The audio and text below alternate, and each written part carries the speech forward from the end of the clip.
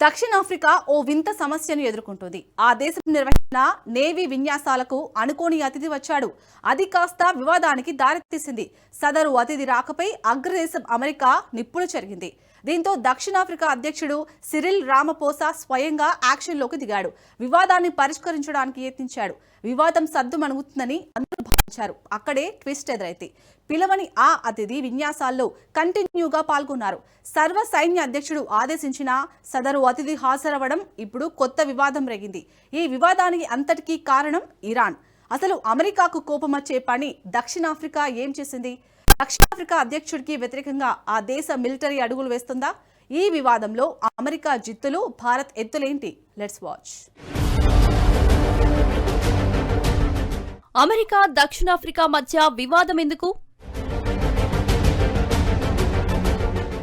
దక్షిణాఫ్రికా విన్యాసాల్లో Iran entry ఇచ్చిందా? అమెరికాపై Bharat digital యుద్ధానికి దిగిందా? దక్షిణాఫ్రికా దేశం ఓ వింత వివాదంలో చిక్కుకుంది. ఒక భారీ సైనిక విన్యాసాలకు పిలవని అతిథి రావడంతో అసలు వివాదం మొదలైంది. ఇంతకు ఈ వివాదంలో ఏం జరిగింది? జనవరి ప్రారంభంలోనే దక్షిణాఫ్రికా బ్రిక్స్ ఉమ్మడి నౌకాదళ విన్యాసాలను నిర్వహించింది. ఈ విన్యాసాలకు బ్రిక్స్ దేశాల నౌకాదళాలను ఆహ్వానించింది. ఒక రకంగా చెప్పాలంటే ఈ నౌకాదళాల ఆహ్వానం దక్షిణాఫ్రికా తీసుకున్న సాహసోపేతమైన నిర్ణయం. ఎందుకంటే అప్పటికే అమెరికాతో దక్షిణాఫ్రికా తీవ్ర ఉద్రిక్తతలను ఎదుర్కొంటోంది. అమెరికా ఈ ఏడాది ఆతిథ్యమిస్తున్న G20 సదస్సు నుంచి దక్షిణాఫ్రికాను అధ్యక్షుడు డొనాల్డ్ ట్రంప్ బహిష్కరించారు. అయినప్పటికీ దక్షిణాఫ్రికా తగ్గేదే లేదని సంకేతాలిచ్చింది. ట్రంప్ను ఢీకొనేందుకు బ్రిక్స్ దేశాలన్నింటినీ ఏకం చేసింది. ఈ విన్యాసాల కోసం చైనా, ఇరాన్ నౌకాదళ విధ్వంస నౌకలను పంపాయి. రష్యా, UAE తమ కోవెట్లను పంపాయి. దక్షిణాఫ్రికా మాత్రం ఓ యుద్ధ నౌకను రంగంలోకి దించింది. ఇండోనేషియా, ఇథియోపియా, బ్రెజిల్ దేశాలు పరిశీలకులుగా వ్యవహరించాయి. అయితే దక్షిణాఫ్రికా నిర్వహించిన ఈ నేవీ విన్యాసాలకు మాత్రం భారత్ దూరంగా ఉంది. ఎందుకంటే ఈ విన్యాసాలు నిర్వహించిన టైం అత్యంత కీలకమైనది. జనవరి 9న మొదలైన దక్షిణాఫ్రికా నేవీ విన్యాసాలు జనవరి 16న ముగిశాయి. సరిగ్గా అదే టైంలో ఇరాన్లో ప్రజలు తిరుగుబాటు చేశారు. ఇరాన్ ప్రభుత్వం దేశంలో ఇంటర్నెట్ను నిలిపివేసింది.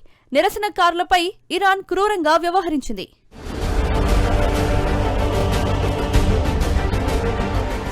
ప్రభుత్వ అణిచివేతల్లో 3000 మందికి పైగా ప్రాణాలు కోల్పోయారు. అలాంటి సమయంలో దక్షిణాఫ్రికా నేవీ విన్యాసాల్లో ఇరాన్ నౌకాదళం పాల్గొనడం భారీ వివాదానికి దారితీసింది. ఈ విన్యాసాలను దక్షిణాఫ్రికాలోని అమెరికా రాయబార కార్యాలయం బహిరంగంగానే వ్యతిరేకించింది. శాంతియుత నిరసనలకు దిగిన ప్రజలను కాల్చి చంపుతోందని అమెరికా విమర్శించింది. దక్షిణాఫ్రికా ప్రజలు పోరాడి సాధించుకున్న అదే హక్కుల కోసమే ఇరాన్ ప్రజలు పోరాడుతున్నట్లు అమెరికా తెలిపింది.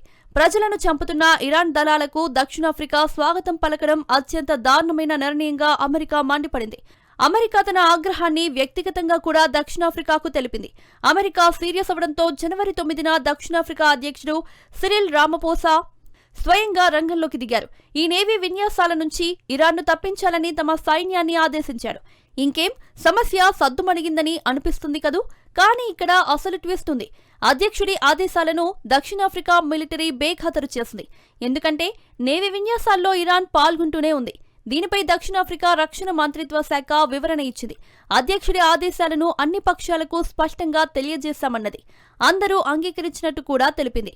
అంటే అధ్యక్షుడు ఆదేశాలిచ్చారు. సదరు ఆదేశాలు మిలిటరీకి కూడా చేరాయి. అయినప్పటికీ ఇరాన్ మాత్రం విన్యాసాల్లో పాల్గొంది.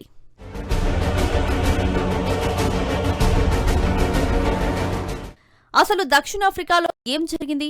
ఇప్పుడు ఇదే విషయాన్ని ఆ దేశం ఆరా తీస్తుంది. దీనిపై అక్కడి రక్షణ మంత్రిత్వ శాఖ విచారణకు ఆదేశించింది. అధ్యక్షుడి ఆదేశాలను తప్పుగా అర్థం చేసుకున్నారా, లేదంటే కావాలనే ఆదేశాలను బేఖాతరు చేశారా అనే కోణంలో కేప్ టౌన్ దర్యాప్తు చేపట్టింది. వాస్తవానికి ఇది దక్షిణాఫ్రికాకు ఏమాత్రం మంచి పరిణామం కాదు. ఎందుకంటే అధ్యక్షుడు రామపోసా ఆ దేశ సర్వ సైన్యాధ్యక్షుడు. ఆయన తన సైన్యానికి అత్యంత స్పష్టమైన ఆదేశాలిచ్చారు. అయినప్పటికీ ఎవరో ఆ ఆదేశాలను పట్టించుకోలేదు, లేదంటే తప్పుగా అర్థం చేసుకున్నారు. ఇది ఆఫ్రికా ఖండంలోనే అతిపెద్ద మిలిటరీల్లో దక్షిణాఫ్రికా ఒకటి. అందుకే ఈ లోపం ఎక్కడ జరిగిందో స్పష్టంగా తెలుసుకోవడం చాలా ముఖ్యం. దీనికి మించి ఇది బ్రిక్స్ కూటమి పరిమితుల గురించి చెబుతున్న కథ. మొదట బ్రెజిల్, రష్యా, ఇండియా, చైనా, దక్షిణాఫ్రికాతో కలిసి ఏర్పడిన గ్రూప్. ఈ గ్రూపును 5 దేశాల తొలి అక్షరాలతో బ్రిక్స్ గా పిలుస్తారు. కానీ ఇప్పుడు ఈ గ్రూప్ విస్తరిస్తుంది. ప్రస్తుతం ఈ కూటమిలో 10 సభ్య దేశాలున్నాయి. ప్రారంభంలో ఆర్థిక లక్ష్యాల కోసం ఏర్పడిన ఈ గ్రూప్ నేడు రాజకీయ లక్ష్యాలను కూడా కలిగి ఉంది. కొందరు బ్రిక్స్ ను G7 గ్రూప్ కు ప్రత్యామ్నాయంగా చూస్తున్నారు. దక్షిణాఫ్రికాలో జరిగిన సైనిక విన్యాసాలు సందేహాలను మరింత పెంచాయి. ఈ అనుమానాలు నిరంతర ప్రక్రియగా మారితే పరిస్థితి ఏంటి?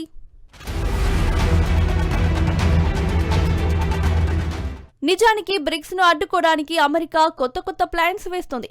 ప్రధానంగా బ్రిటిషర్ల నుంచి నేర్చుకున్న విభజించు పాలించు సూత్రాన్ని అమలు చేస్తుంది. బ్రిక్స్ దేశాలు ఐకమత్యంగా ఉంటే ప్రమాదకరమని ట్రంప్ కు బాగా తెలుసు. అందుకే ఈ కూటమిని విడగొట్టేందుకు ప్రయత్నిస్తున్నాడు. మొదట బ్రెజిల్ అధ్యక్షుడితో స్మూత్ గా మాట్లాడి తన వైపు తిప్పుకున్నాడు. ఆ తర్వాత చైనాతో కలిసి G2 సదస్సుకు ప్రతిపాదించాడు. అంటే చైనా, అమెరికా మాత్రమే ఉండే గ్రూప్ అన్నమాట. ట్రంప్ కుమారులు ఇండోనేషియాలో వ్యాపారాలు చేస్తున్నారు. ట్రంప్ కుటుంబానికి చెందిన క్రిప్టో సంస్థ UAEతో సంబంధాలు ఉన్నాయి. దీన్ని బట్టి ఒక విషయం స్పష్టమవుతుంది. బ్రిక్స్ దేశాల మధ్య చీలిక తీసుకువచ్చి ఆ బ్రిక్స్ ను బలహీనపరచాలని ట్రంప్ ఎత్తుగడలు వేశాడు. కానీ ఇక్కడ ఓ సమస్య ఉంది. ట్రంప్ ప్రయత్నాలు పక్కన పెట్టినా G7 కు ప్రత్యామ్నాయంగా బ్రిక్స్ కూటమి ఎదగడానికి చాలా సమయం పడుతుంది. సభ్య దేశాల మధ్య ఇప్పటికే చాలా విభేదాలున్నాయి. అయినప్పటికీ బ్రిక్స్ దేశాలు ఎప్పుడూ ఒక పరిష్కారాన్ని కనుగొంటూనే ఉన్నాయి. ఉదాహరణకు భారత్నే తీసుకోండి. ఉమ్మడి సైనిక విన్యాసాలకు ఢిల్లీ దూరంగా ఉంది. కానీ అదే సమయంలో ఆర్థిక సంస్థల విలీనానికి మాత్రం గట్టి ప్రయత్నాలు చేస్తుంది. భారత రిజర్వ్ బ్యాంక్ RBI ఒక కొత్త ప్రతిపాదన తెచ్చింది.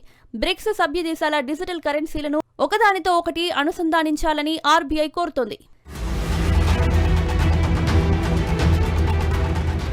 సింపుల్ గా చెప్పాలంటే డిజిటల్ రూపాయిని, డిజిటల్ యువాన్, ఇతర దేశాల కరెన్సీలతో లింక్ చేయాలని RBI ప్రతిపాదన చేసింది. ఈ ఏడాది బ్రిక్స్ ఎజెండాకు ఇది ఒక మంచి సంకేతం. ప్రపంచవ్యాప్తంగా ఉద్రిక్తతలు ఉన్నప్పటికీ ఈ ఏడాది బ్రిక్స్ కూటమికి భారత్ ఆతిథ్యమిచ్చి అధ్యక్షత బాధ్యతలు నిర్వర్తిస్తుంది. మరి భారత్ ఈ బ్రిక్స్ కూటమిని సరైన దిశలో నడిపించగలదా అన్నదే ఇప్పుడు అసలైన సవాల్.